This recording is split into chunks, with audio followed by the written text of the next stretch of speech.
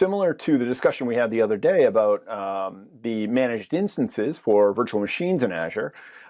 These have been recently announced, and the idea is to help you save some money, right? So the idea is that you can save 33% compared to license included pricing by pre-buying SQL database vCores in a 1 or a 3-year term, okay?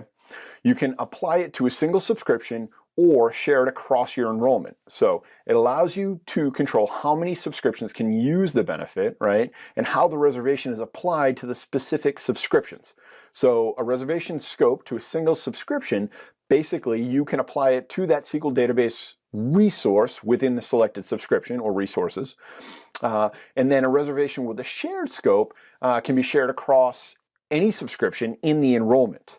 It's got some flexibility involved, similar to managed instances. You can scale up and scale down.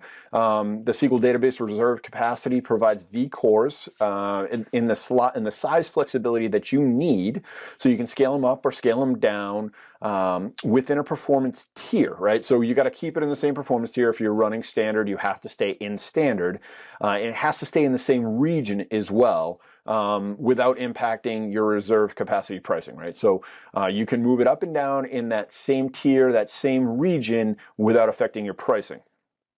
So you keep that discount, right? You also have the flexibility to temporarily move your hot databases between pools, okay? And single databases as part of your normal operations can also be moved within the same region and performance tier without losing the reserved capacity benefit. Okay, and by keeping an unapplied buffer in your reservation, you can effectively manage the performance spikes without exceeding your budget, right? So you keep a buffer to make sure that you don't go over your budget, and basically keep an eye on those. I mean, we need to watch our Azure spend anyway, right? It's a sensitive topic, and we got to keep an eye on these things. So it's kind of inherent to us, right, at this point.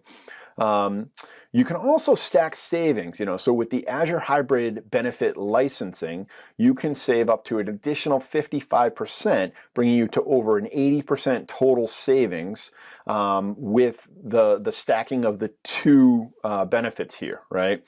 And with Hybrid, Enterprise Edition customers using software assurance can use 4 cores in the cloud, so in Azure PaaS offering, for every 1 core that they've purchased. So it's very advantageous to move your stuff up into Azure. You're going to save some money by doing that, and you're going to be able to take advantage of the licenses you've already purchased. Couple things to note. It cannot be applied to an MSDN subscription or a non-pay-as-you-go subscription, right? So make sure you're sensitive to that. And basically, enterprise agreement subscriptions and pay-as-you-go subscriptions. Currently, it only applies to single databases and elastic pools.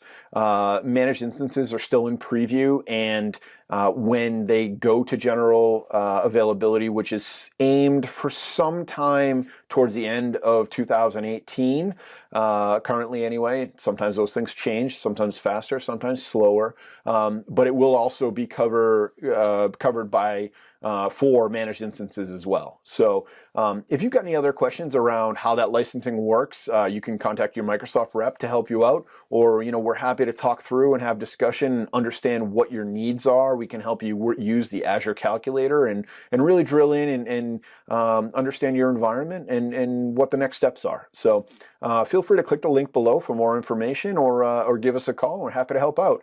Thanks a lot. Have a great day.